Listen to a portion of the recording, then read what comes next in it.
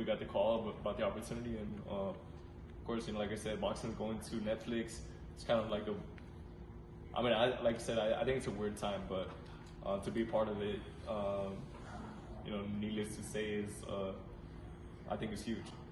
So hopefully we'll see more of that, no? Because some of the other champions, they're on the zone, they're on different platforms. So if it just makes sense, good fights, good money, hopefully you can just make fights, right? Yeah, 100%. I mean, like, that's how it should be. As long as it's worth it, for both fighters, both fighters are getting taken care of. It shouldn't be an issue.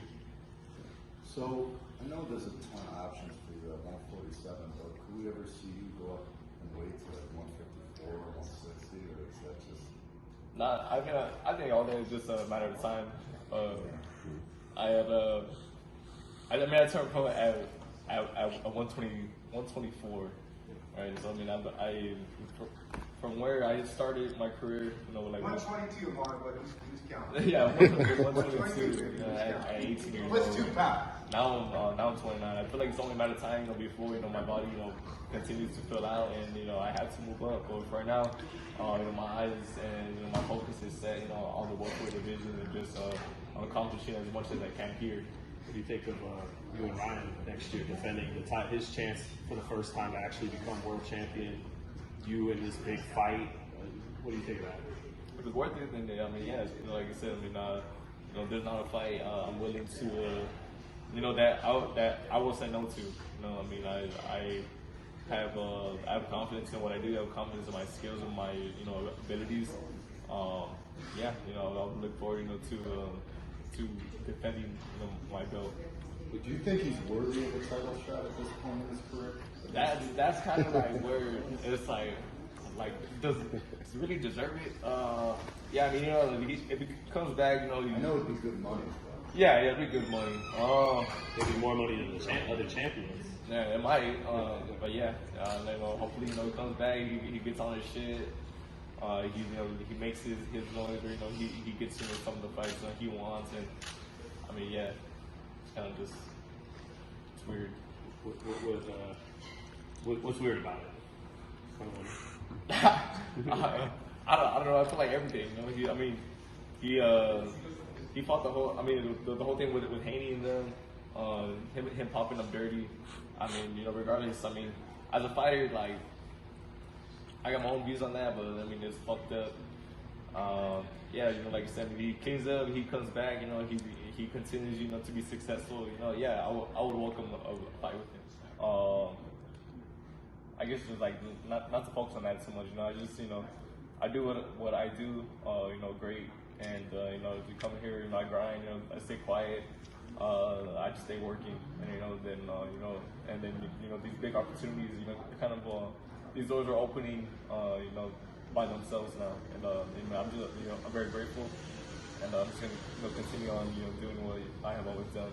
One last one, sir. You're from San Antonio, right? Why did you pick the Dallas Cowboys? I was just there with Cowboys fan. Yeah. Talk about fighting in your home state of Texas. Yeah. You're gonna have a lot of fans from your home state. Yeah, I'm stoked. I might not be a Dallas fan, but I'm still really excited, to fight, in that stadium and arena. I was there when Mike Garcia fought Spence, and man, fucking stadium is unbelievable. It's huge. I'm really looking forward to just being out there, fighting in front of my in front of everybody, back in Texas. It's not too far from San Antonio, so I have a good amount of people who are talking about pulling up. Yeah, like I said, this opportunity, this where it's at, everything is kind of just it excites me, and it motivates me. You mentioned Ennis as being the most skilled guy out of the title holders. When you've watched him, what makes you believe you could beat him? What attributes do you have that you think you could beat Ennis if you guys ever get to unify? I think he is an all-around fighter. He does so many things really well. I think just my style. I believe I have the skills to make him, to put him into a fight that he's not so used to being in. Is it with kind of being more just trying to reach for, dissect from it, like more fundamentally sound to offset some of his athleticism, or Yeah, to get deeper with it, yeah. I think at that too, I bring a lot, to the table, just as he does. He has a phenomenal jab, so do I. I believe, I have great timing, I have power in both hands. I have speed as well, and I know, I have a chin, and it's like it would take a lot, to get me out of a fight, with him, and it would be very interesting. Can you talk about the evolution of your style? It seems like you're still carrying the things you learned from Virgil Hunter, but with your new trainer, with Bob, your feet are a little more planted. Like there's an evolution there.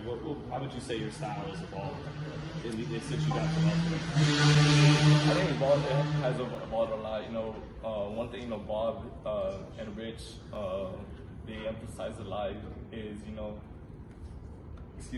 sticking to what has got me to this point, and even the things that I learned with like Virgil and everything. They emphasize all the time. Virgil's a great coach, and I'm very grateful for all the years that we spent together, for everything that we accomplished, and so it's just kind of just like taking things from from my journey, from all the coaches and all the fighters I have had the pleasure of being around, and just continuing to add to my style. I think we're doing a really good job at it right now. Just tightening everything up and just staying on top of what has gotten me to this point. Are you starting to peak as a fighter? You feel like? I think so. I think I'm definitely at that point. Where these next few years, I'm gonna be able to accomplish the most in the sport. Sorry, I don't know if I should know the answer to this, but if I don't, maybe there's some fans that don't either. Obviously, you're fighting Jake Paul card. How did that come about? Do you see yourself fighting in other events in the future? Was it just a great opportunity, or like how? Yeah, I was back in the valley with being a new dad with Omada and our baby, and then I got the call that about this opportunity.